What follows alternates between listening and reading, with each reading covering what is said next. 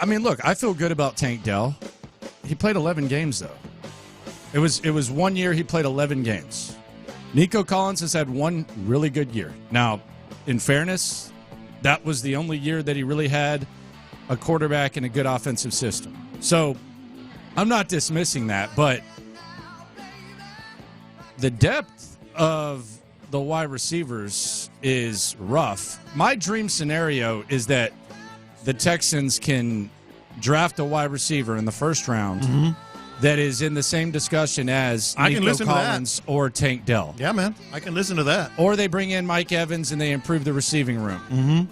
I think it's kind of I don't want to hike my leg on this receiving core. Like, I feel better about it than like Dameon Pierce last year, but are we in danger of, now I know it's the same system, but are we in danger of just looking at the wide receivers this year and that the best is yet to come and everything's good, much like it appeared to happen with Dameon Pierce last year? Well, here is where I am on that. I am assuming that both these guys are going to continue to play at that level and better. I am. But there's no guarantee with that because they're still, in Nico Collins' case, he's been injured. That was his first mostly healthy season. And in Tank Dell's case, you just mentioned it, he played in 11 games. And he's a smallish guy. You can't ignore that. You truly cannot ignore that he's a smaller, 170 on a good day, pounds. And you've got to bolster that with the quarterback you have. Like, what happened when Tank Dell went down and these receivers were sort of like just limping along? They were awful. I mean, they were bad. You have to bolster that in order to help C.J. Stroud. Do you think it's kind of interesting that someone shows you that they're one of one? They're still going to probably get paid like someone who isn't one of one, like Mike Evans. Like right now, we're talking, 3 years, 60, something like that? That's where Is that the range we're at? 63, something 60, like something that? like that, yeah. But you've had a guy who's done something that has never been done before, and he's just getting discussed. And I'm not even picking on Sean and Seth. I'm just talking about like the general-ish discussion. Not everybody, but the people who want no part of Mike Evans. And I can understand it. But he's being discussed as if he's just, a 31-year-old wide receiver. Have you not watched what he's done the last 10 years? Like, is it possible that it's kind of like a one of one? Because he's getting generalized into guys who've shown like signs of decline and all that. You're not bringing Mike Evans in. I don't even know that you're bringing him in to be your number one receiver. I mean, you are. Oh, but, yeah, you are. But, yeah. No, but I mean, you got two guys who have potential to perform at a high level, and you're not.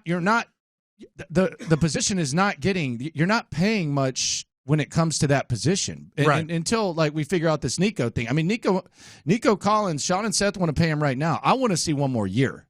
I absolutely with Nico. do. Absolutely do. Crazier things have happened than Nico Collins taking a step back next year, whether it's teams getting a grasp of what he's about, whatever. Like, maybe he goes back to not being able to stay on the field. Like, crazier things have happened. I think, like, we talk about dangers and all that, and there's warning signs. I think the biggest thing for me, the biggest danger, and I think we've seen it here at a high level, is falling in love with your own guys.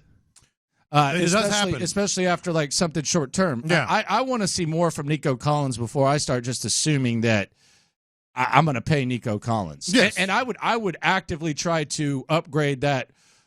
I mean, last year they got Tank Dell in the third round, and we were having discussions who's better, Tank or Nico. Right.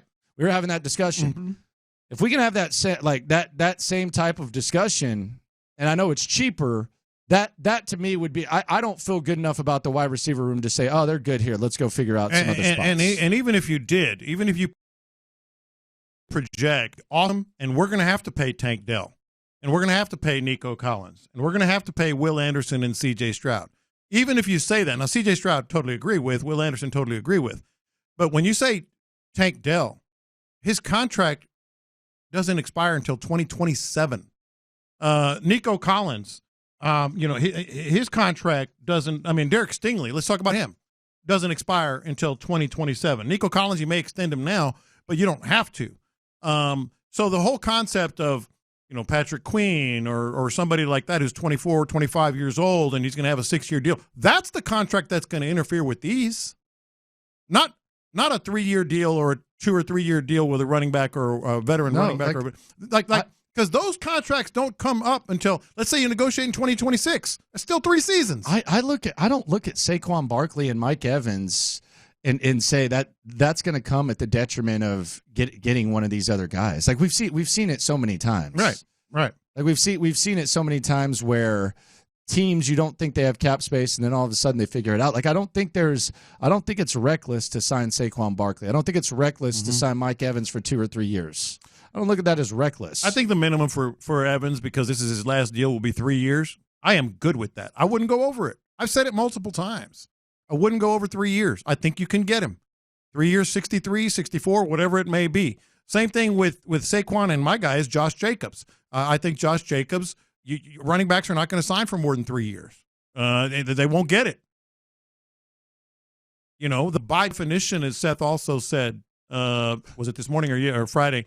By definition, you're overpaying. It's a Mike Meltzer thing. Yeah. You're overpaying when you sign a free agent because you're paying the most compared to all the offers you got. That's fine. And you can pay the most. Just don't go over 3 years in Mike Evans' case or 3 years in Josh Jacobs' case. Like, do you think, are the San Francisco 49ers, and that's an example we use, do you think the San Francisco 49ers are going to pay Brandon Ayuk? I actually do not. Yeah, okay. Yeah. And there's talk about him potentially being traded. Mm-hmm. Do you think Nico Collins is in, the Brandon Ayuk category? That's the tier, right? Heck no. I mean, not in terms of body of work. Yeah, but in his position if value, he has another good year, we can throw him in there. Yeah, his position value, yes. But that's how I look at Nico Collins. Yeah. And the San Francisco 49ers, they're likely not going to pay Brandon Ayuk $25 million. Correct. Those are the types of decisions that eventually you get to and you have to make. And they have a quarterback on his rookie deal right now in Brock Purdy. Yeah. So, I guess it goes back to what is the definition of smart. For me, smart is being proactive. Like, if you can improve the wide receiver position, but I don't think it's smart to pay Patrick Queen. I don't think it's smart to say, hey, I want to give Nico Collins an extension after one good year.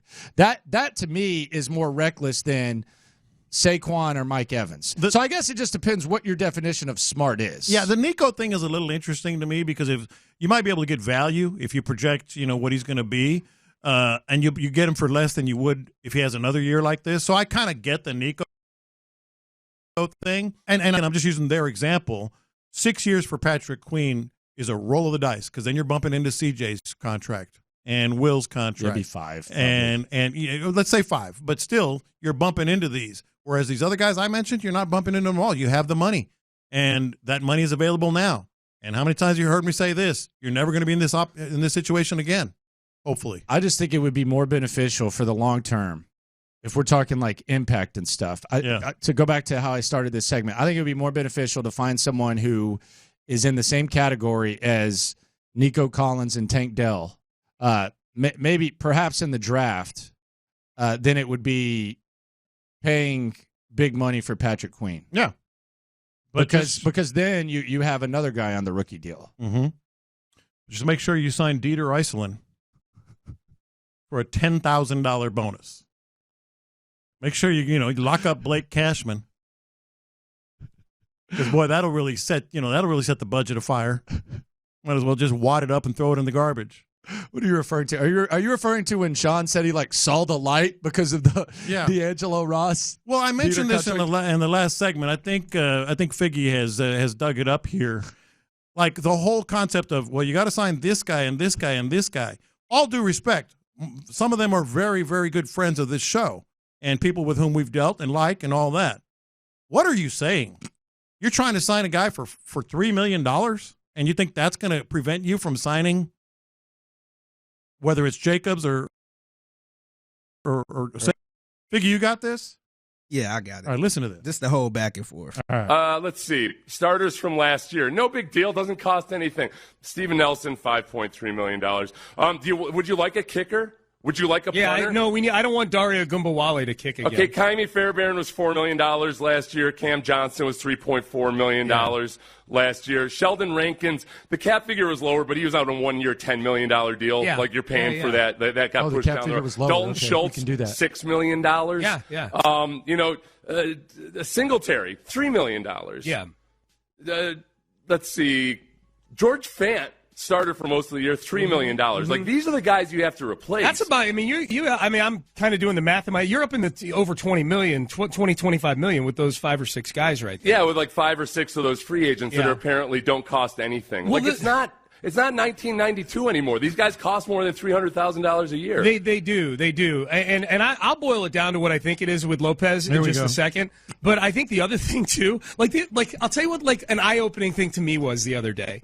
It looked like a total non-story, and ultimately it probably is as far as the season goes. It is. But they re-signed a couple of their restricted free agents, the Texans did. D'Angelo Ross for about $1 million, and this Dieter Iceland guy for a couple $1 million. And, okay, that's $3 million right there. Like, the minimum salary for an NFL player is approaching $1 million. Yeah. You know what I mean? Yeah. Like, each roster spot is going to be a minimum of $1 million. Oh, wow. $3 million for the – and let me just be very clear for the loopholes who don't know this and haven't dug in. Guys I mentioned, D'Angelo Ross and Iceland, they got $10,000 guarantees. $10,000. These numbers are paper numbers that you're going to pay if they excel, if they make the roster and they become contributors. You can also cut these guys for $10,000. For $10,000. And the 7 players that Seth rattled off, $24 million total. You have to fill a roster. You're going to have $3 million players. You're going to have $6 million players. And they're going to be very, very average or below average. But if you can sign a running back that helps your quarterback and a wide receiver that helps your quarterback for $22 million, no brainer. But heaven forbid, you have to eat that $10,000 on D'Angelo Ross